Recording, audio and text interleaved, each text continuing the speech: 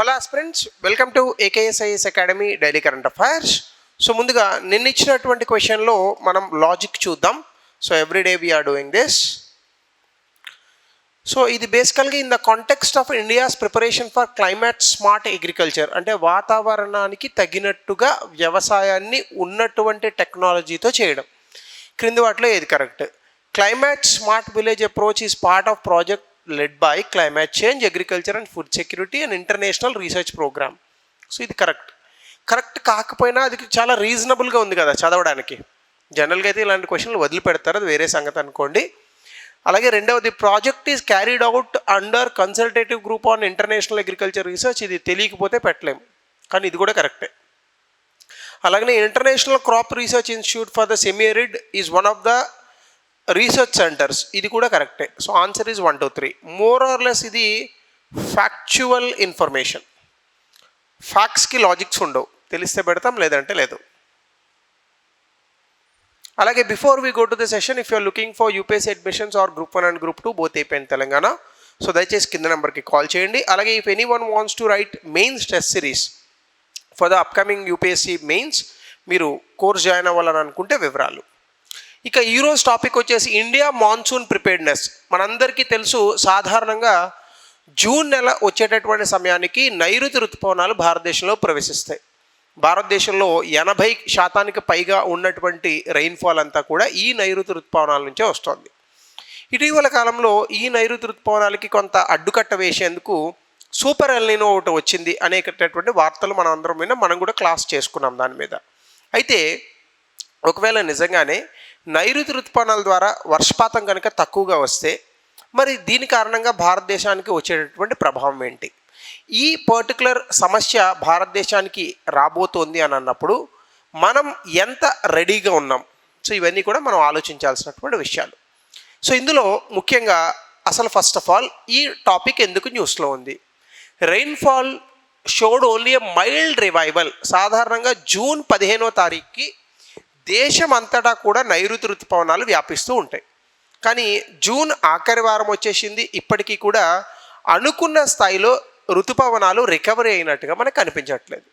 Early season monsoon coverage కూడా చాలా severe deficits ఉంది. సాధారణంగా కొన్నిసార్లు మే నెలలోనే మనకి మాన్సూన్ వచ్చేస్తూ ఉంటుంది. సో కాబట్టి ప్రొలాంగ్డ్ డ్రై సీజన్, అంటే ఎక్కువ కాలం పాటు వర్షపాతం లేనటువంటి పరిస్థితి రాబోతోందా? అలాగనే 75% భారతదేశంలో ఉన్నటువంటి ల్యాండ్ మాస్ అంతా కూడా పూర్తి స్థాయి వర్షపాతం లేక చాలా డెఫిషియన్సీతో ఇక్కడ ఉంది. సో రెయిన్ఫాల్ డెఫిషియన్సీ 20%, కొన్ని ప్రాంతాలలో 20% కన్నా కూడా అధికంగా ఉండే అవకాశం ఉందని ఇండియన్ మెట్రలాజికల్ డిపార్ట్మెంట్, భారత వాతావరణ శాఖ తెలుపుతోంది.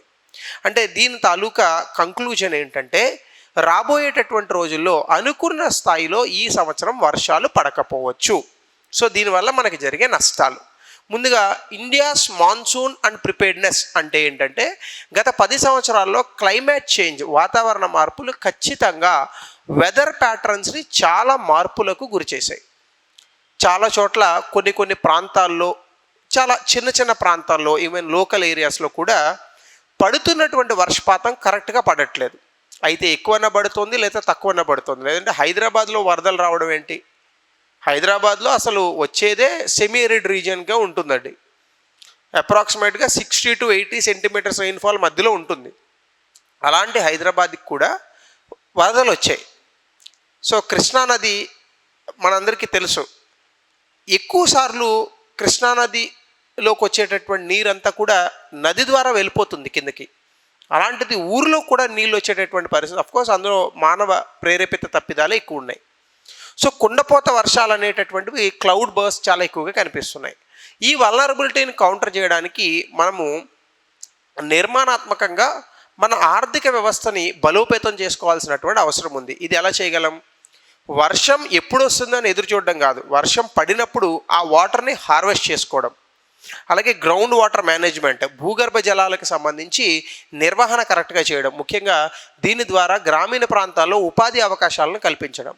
అలాగే రెన్యూబుల్ ఎనర్జీ గ్రిడ్స్ అనేటటువంటివి, అంటే పునరుత్పాదక శక్తి బాగా పెంచుకొని దాని ద్వారా మనం విద్యుత్ ఉత్పత్తిని చేయడం.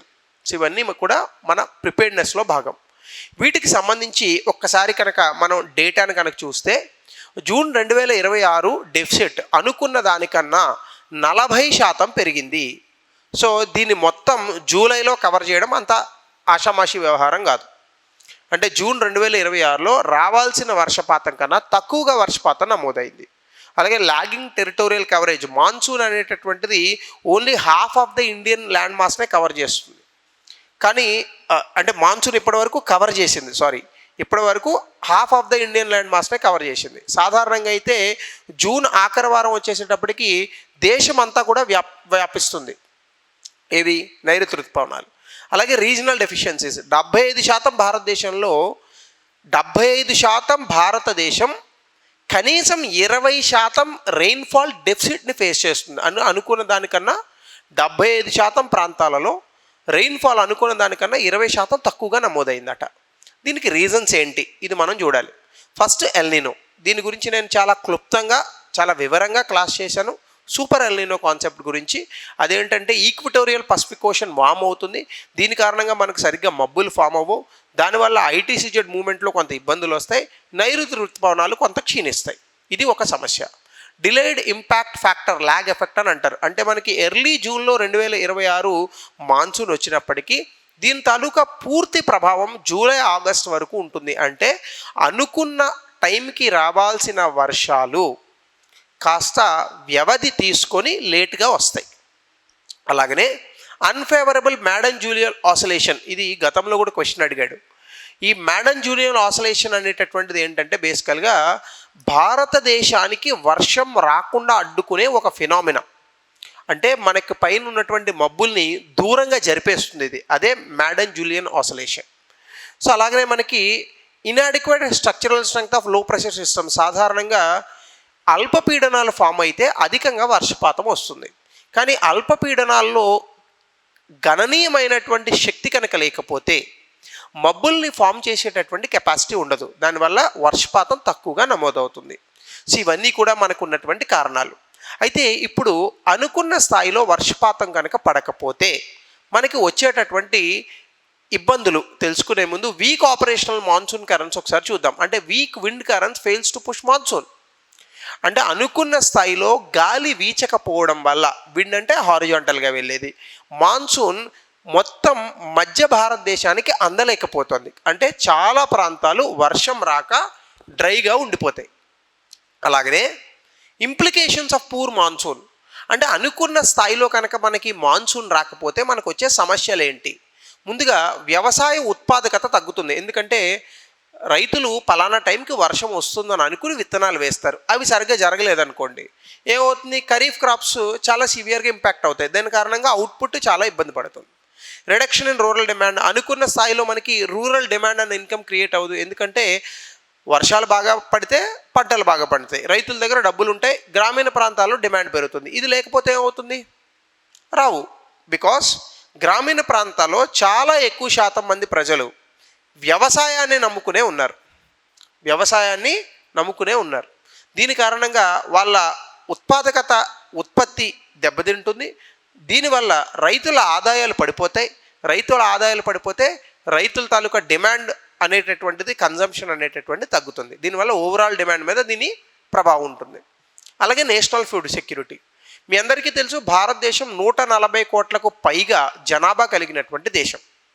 ఇంతమందికి ఫుడ్ పెట్టాలంటే అద్భుతంగా పంటలు పండాలి.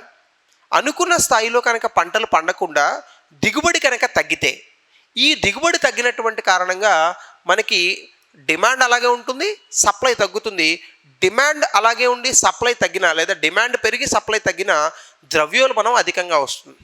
దీనివల్ల పూర్ పీపుల్ ఎక్కువగా ఎఫెక్ట్ అవుతారు. సో అప్పుడు ఏం చేయాల్సి వస్తుంది ప్రభుత్వము? సాధారణంగా మనము వేరే దేశాలకి, ముఖ్యంగా ఆఫ్రికా లాంటి దేశాలకు, ఆఫ్రికా ఖండంలో ఉన్నటువంటి దేశాలకు అధికంగా ఫుడ్ సప్లై ఎక్స్పోర్ట్స్ చేస్తూ ఉంటాం. ఆ ఎక్స్పోర్ట్స్ని ఆపేస్తారు. ఇవన్నీ మన జాతీయ ఆహార భద్రతకి వచ్చేటటువంటి సమస్యలు. అలాగే depleted ground water and hydro reservoir base lines, అంటే వీక్ మాన్సూన్ వస్తే ఏం చేస్తాం మనం? భూగర్భ జలాలను ఎక్కువగా తోడేస్తాం. దీనివల్ల భూగర్భ జలాలు ఎండిపోతాయి. అలాగనే గ్రామీణ ప్రాంతాల్లో ఉన్నటువంటి బావులు, చెరువులు ఇవన్నీ కూడా ఎండిపోయేటటువంటి పరిస్థితి, తాగడానికి కూడా నీరు దొరికినటువంటి స్థితి ఏర్పడుతుంది.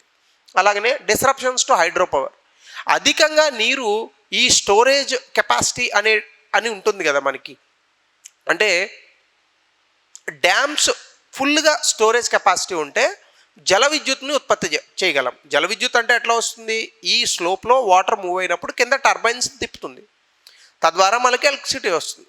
సో ఈ జల విద్యుత్ కూడా కొంత ఇబ్బందులు ఫేస్ చేయాల్సి వస్తుంది.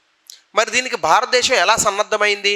ముఖ్యంగా అబండెంట్ లెగసీ రిజర్వాయర్స్, అంటే గత 2 సంవత్సరాలుగా వర్షపాతం బాగా పడింది కాబట్టి మనం రిజర్వాయర్లో ఫుల్గా వాటర్ పెట్టుకొని ఉన్నాం, కాబట్టి తాగునీటికి సమస్య లేదు.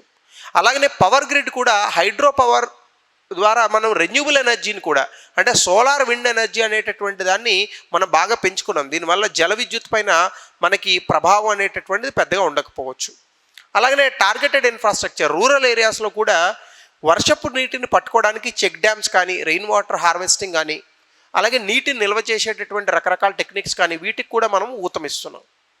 అలాగనే measurable reversal in ground water depletion, scientific data మనకి ఏం చెప్తుందంటే ఇటీవల కాలంలో ప్రభుత్వం తీసుకున్న చర్యలకు గాను భూగర్భ జలాలు మళ్ళా సాధారణ స్థితికి వచ్చేటటువంటి పరిస్థితులు ఉన్నాయని చెప్పేసి. అలాగనే ఇండియన్ మెట్రలాజికల్ డిపార్ట్మెంట్ కూడా ఫార్మర్స్ సోయింగ్ సీజన్ అనేటటువంటి దాన్ని మాన్సూన్ రాకను బట్టి ఇప్పుడు మనకు ఉన్నటువంటి డేటా, ఈ ఇండియన్ మెట్రలాజికల్ డిపార్ట్మెంట్ భారత వాతావరణ శాఖ ఇచ్చినటువంటి సమాచారం, వీటిని అర్థం చేసుకునే పంటలకు విత్తనాలు కూడా వేస్తున్నారట. సో అంటే క్లైమేట్కి అలవాటు పడ్డారు, క్లైమేట్ చేంజ్కి అలవాటు పడ్డారు. సో దీనివల్ల దిగుమతుల మీద కూడా దిగుబడి మీద కూడా ఎక్కువగా ప్రభావం ఉండకపోవచ్చు. సో ఇవి భారతదేశం ప్రిపేర్డ్నెస్గా ఉన్నటువంటి అంశాలు. అయితే నిజంగా మీకేమనిపిస్తోంది, అంటే ఒకవేళ వర్షపాతం తక్కువగా వస్తే నిజంగా ఇవన్నీ ప్రభుత్వం చేయగలదా అనేటటువంటి కామెంట్ సెక్షన్లో తెలపండి. దీనికి సంబంధించి ఒక ప్రిలిమ్స్ క్వశ్చన్, అలాగనే మెయిన్స్కి సంబంధించి కూడా ఒక ప్రశ్న గతంలో ఇచ్చిందే ఎల్నీనోకి సంబంధించి 200 పదాల్లో రాయండి. ఇందాక చెప్పినటువంటి అనౌన్స్మెంట్ మరొకసారి మరొక కొత్త టాపిక్తో యథావిధిగా రేపు కలుద్దాం. Thank you, have a good day.